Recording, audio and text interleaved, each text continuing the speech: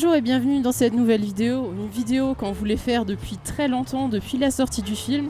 Et il s'agit bien sûr de La La Land. Nous sommes de grands fans du film La La Land de Damien Chazelle. Pour commencer cette vidéo, on a choisi un lieu emblématique du film que l'on peut voir assez au début du film en fait.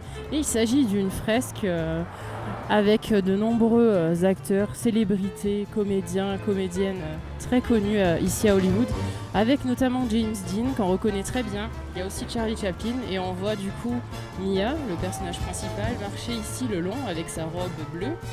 Elle a quitté sa soirée qu'elle n'a pas trop appréciée, d'ailleurs elle n'avait pas envie de sortir si vous vous rappelez bien. Elle arrive devant cette porte où elle va entrer. Au-dessus de la porte il y a le signe Exit en néon et ici à côté, alors il y a bien cette surface en verre qui n'est pas cassée dans le film et il y a un néon rectangulaire bleu assorti à sa robe. La porte n'est pas la même non plus, ils ont dû coller quelque chose dessus, la décorer. Elle entre, on la voit entrer, sauf qu'elle n'entre pas dans ce bâtiment. Elle entre dans un restaurant qui est très connu ici. Un restaurant qui est plutôt pour les célébrités, donc il n'est pas accessible pour nous. D'ailleurs, ils ont utilisé 2 restaurants d'après ce que j'ai pu lire. Donc quand je dis restaurant, c'est le fameux restaurant où Sébastien joue au piano pour gagner sa vie. Cette fresque murale est très facilement trouvable parce que vous la trouvez sur Google Maps. Elle est indiquée par Be a Star et elle est juste dans un angle quand vous baladez le long d'Hollywood Boulevard.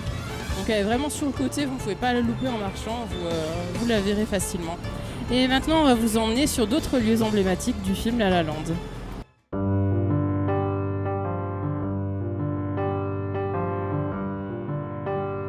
Et à présent, nous nous trouvons au niveau du Angel Flight que l'on peut voir dans La La Land, bien sûr. On le voit dans une séquence où on voit le couple évoluer rapidement. On fait avancer un peu le temps. Du coup, on les voit aller dans des concerts de jazz, aller se promener, prendre un café et notamment faire la montée avec le Angel Flight que nous allons faire maintenant aussi.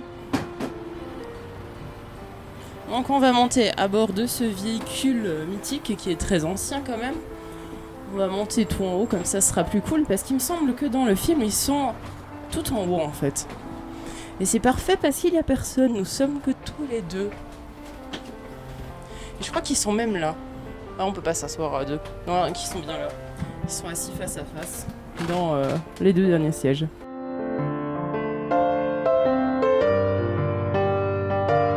Eh bien, ce trajet avec le Angels Flight était un petit peu mouvementé. En même temps, il a 121 ans. Et oui, il date de 1901. Donc ça bouge un petit peu beaucoup quand même. Ça fait un peu flipper. D'ailleurs, il avait été fermé dans les années 60 parce qu'il y a eu un gros accident.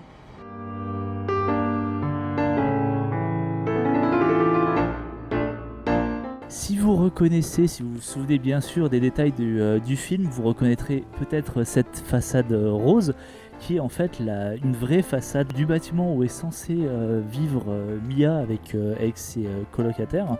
La ruelle là a été utilisée donc pour la scène où Seb vient chercher Mia en voiture. Ce qui est assez cool ici, c'est qu'on reconnaît vraiment bien les lieux. Donc Seb arrive en voiture, on reconnaît bien les garages qui sont là. Petit détail vachement amusant dans la scène également, il y a ces poubelles violettes qui existent vraiment. Ils n'ont même pas peint des poubelles, non, il y a vraiment des poubelles violettes dans ce quartier. Le portail par lequel arrive Mia, et en fait ce bâtiment là c'est l'arrière du bâtiment ou du logement où habite réellement Mia, enfin dans le film bien sûr. Qu'on peut voir, je vous mets sur ces images les plans du logement de devant, parce qu'on n'a pas le droit de filmer normalement. Il y a bien une cour où il y a une pancarte qui nous interdit de prendre des vidéos et des photos. J'imagine qu'il y a beaucoup de fans du film ici à Long Beach. Et autre petite anecdote amusante, c'est que ici on est à Long Beach et Mia travaille au Warner Bros Studio. C'est-à-dire qu'il est à peu près à 2h, voire 2h30 de route de son appartement.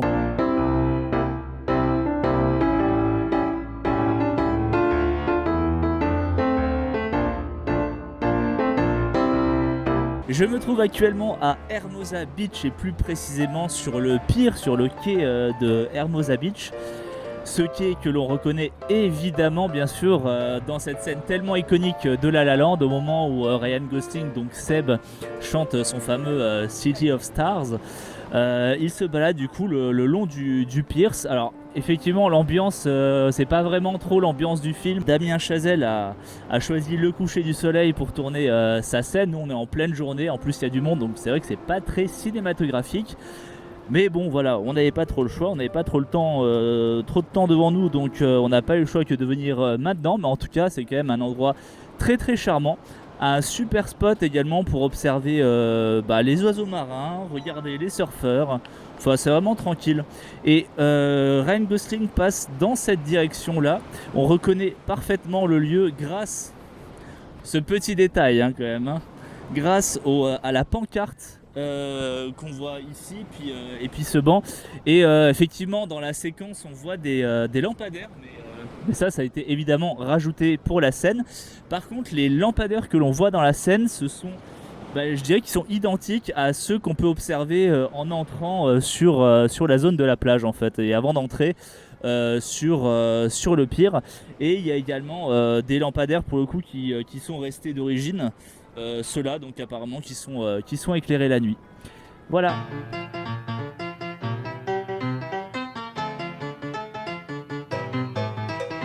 Dans la continuité de la séquence musicale où on a pu voir tout à l'heure Mia et Seb dans l'Angel Flight, ils sont à présent dans un parc, et ce parc n'est rien d'autre que le Ferndale. C'est un parc qui est juste à l'entrée du Griffith Park, ils sont reliés en fait finalement.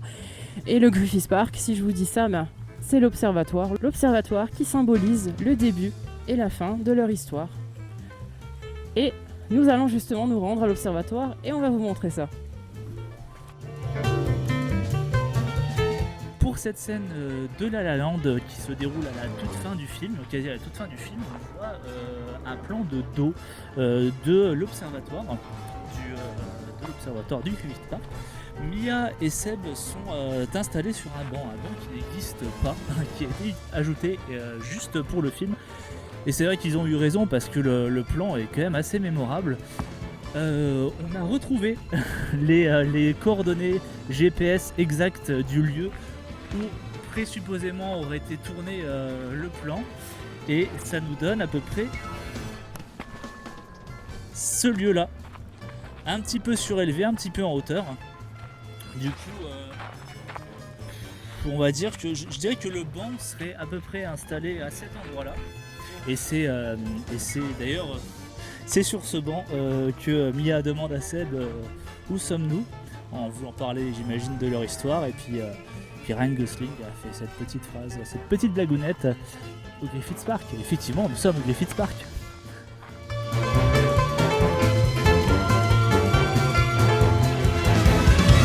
Et si on revient un peu en arrière dans le film, du coup, Mia et Seb se rendent à l'observatoire Griffith. Ils rentrent même à l'intérieur de l'observatoire, et toute la séquence en fait qui se trouve à l'intérieur a vraiment été filmée à l'intérieur. Malheureusement, la salle dans laquelle ils se trouvent, la fameuse salle emblématique où on les voit danser et puis s'envoler dans les airs, magnifique, très très belle scène d'ailleurs.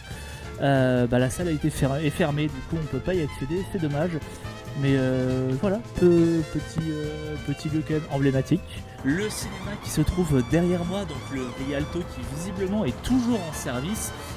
C'est évidemment le cinéma de La La Land, donc le cinéma où Seb donne rendez-vous à Mia pour aller voir le film La Fureur de vivre. Film que Mia du coup aura loupé. C'est pour ça qu'on a du coup cette fameuse scène où Seb emmène Mia à l'observatoire directement sur les lieux de l'action de son film préféré.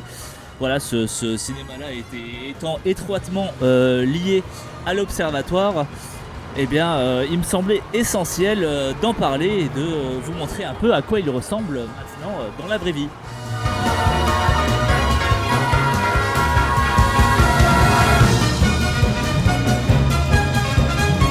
Et voilà, nous sommes à présent déjà à la séquence finale de La La Land. Nous sommes à présent au niveau du Santa Monica Boulevard, à seulement quelques mètres du Hollywood Forever Cemetery.